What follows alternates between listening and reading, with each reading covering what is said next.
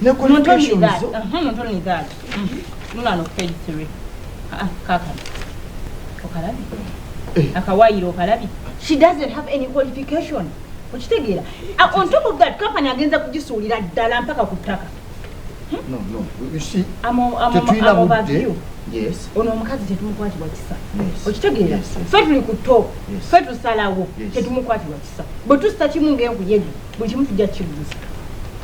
Kajaba, what time is this? Meeting yabadde yasala mmeka? Oh, excuse me, Bana. I'm very sorry. Excuse me. I'm very sorry. I'm very sorry. Obadde ensonga zembadde nkwasaganya bannange. Omanyi bw'obanga gwokulira ekitongole buli kimu kiba kikwatako, buli kimu bakuzze eno bakuzze eri, buli ensonga ebeera ekwata mu ggwe. Good morning, lady and gentlemen. Good morning. What's the time? Twagamba eno session egenda twala only 30 minutes. Today for the last 1 hour. You are nowhere to be seen. Otusubira kola. Ati kakati ate company terina kuyimirira. Ekitongole tekina kuyimirira. Bw'obanga temukulirangako ku bitongole. Naye bw'obanga gwokulira ekitongole oyina obodde eno n'eri baba bakusumbuwa bano bakubuuza. You don't delegate. Bishingo okikola. Gino emirimu egisinga gyaffe egy'abakulu guba gugongo omukulu. Kakati nnyabo mpozi gwe mukyalani. Amanya temugamanyi.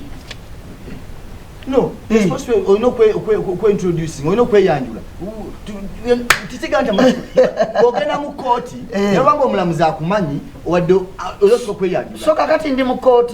No, see court per se, but this is in a committee. Okay. This is a bribing committee. Any committee. I am Grace.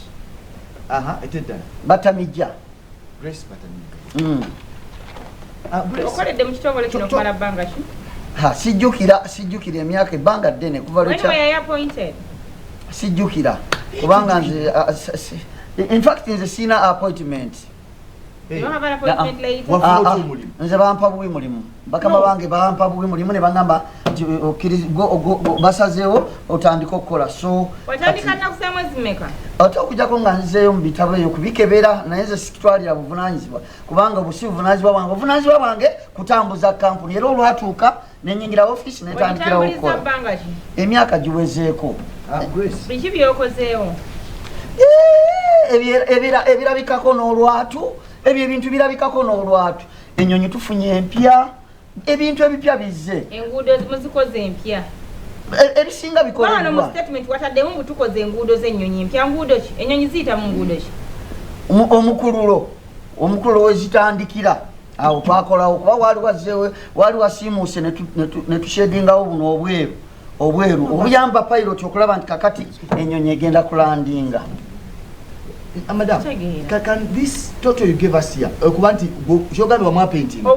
Painting wa mwakola 70 billion. 78 billion. Yes. Painting. Era baziisa.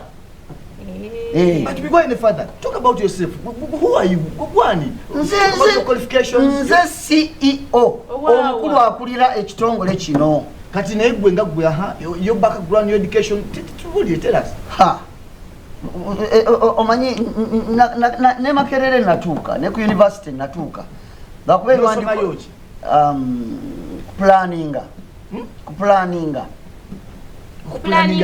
okuplaningira ebitongole okweyongerayo okugenda okuva ku level ya wansi okugenda ku level ya waggulu. Lwaki wantu wakisaamu watuukayo?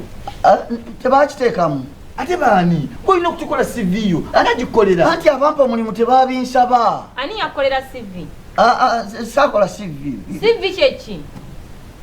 Era ababisaba be bamanyi. Ekirungi ekikulu nze omulimu gwajjabuzi ne bangamba omulimu gwogwo ate nga ngusobola era nentandika okugukola ebbanga lino lyonna mugulabye ngukoze. Kyekiraga omuntu nti asobola omulimu kwe kuguwangaaza ne gubeerawo nga teguvuddewo. No, qualification to get that job kyekiraga nti omuntu ajja kusobola. We look at the qualification, we look at the skills, netuba nti onoosobola. Naye kali gwe tolina kyolaga, look at your papers. Empapula zo temuli kirimu. Temuli jasi mulimu jasi manya gonna gye wazaalibwa. Baso ne balo ya katiskimu. Ekikulu nkola nsobola okukola. You're not here to job. Kati mubimuzanyo. No, mugende mubibuuze eyampa omulimu. Ani yakuwa omulimu? Above. Kakati nnyabo okusinziira ku mpapula zino nga tuziyiseemu n'obuyinza obutuweebwa komiti nga komiti to me owa CEO tobusaana osaana kubeera ku department manager era amaze okusayini ngona asaana kubeera department manager. Nze siina buzibu bwe mba kyemulabye ekyo nze sikiinaako buzibu kubanga nze nange bampa bubi mulimu mukama wange yampa siyinza mujemera bwe mbanga mwemulaba nti ekyo kyensaana it's okay. Nero payment gyofuna this is an abnormal. Era bebagimpa bangofuna no gunomusala tusande gufuna ngufuna lwakuba nze ngukola. No because ozikozesa naye omuntu ayinza okubulwako byakola ewuwe siina maka siina famire ozifuna buli mwaka buli ki mwe mulabye za buli mwaka mama kitongole kyawa akikulira ate naafuna buli mwaka eza buli mwezi. In fact tezimala kuba kakati ovunaanyizibwa bweyongedde era namwe mulaba muludde wano sisobodde baatendinga nga nkyayina balaba enkolako okuva lumaze temufunyeyo tetulina bajeti yakuwa bagenyi kyayi kyayi no department nende tosana kuba department osana kuba ku reception agenda kuba reception yes yeah you won't be reception kati ngenda ku reception okay there's no problem bwe mbanga mulabe nti ku reception kubaze kyesaagala ye mukama wange okugamba nti ate navudde ku mulimu yagumpa obuwi nze bwe mbanga mwe mulabe nti ngenda kubeera ku reception it's okay nze siina buzibu ngeno office ogivuddemu oli ku reception wabwe yes ekikulu siyinza kuva ku mulimu nga mukama wange taŋŋambye nti vaako kati bwabanga mumulabye nti njagala ngina kubeera ku reception ekisooke kuba nze sisabangako ku mulimu kakati omanyi nyabo ekya reception tojja kisobola okusinziira nti n'oluzungu lw'olutono ogenda kutandika kukola bwa kiriina olongoosenga bathrooms toilets ebintu ebifaanana bwe bityo abantu batuuke nga ekifo kiyonjo. Okay no problem. Okay yes bwe mbanga mu kyemulabye ekikulu mukama wange nsagala mujemera nti ate yampa omulimu ate nengusuulawo kati mwe bwe mbanga mulabye nti ebyo gyensaana okubeera it's okay no problem. Obadde CEO tukuziza kuba kiriina okkiriza ati kyemwagala waliwo ekyama vayo genda fuluma excuse me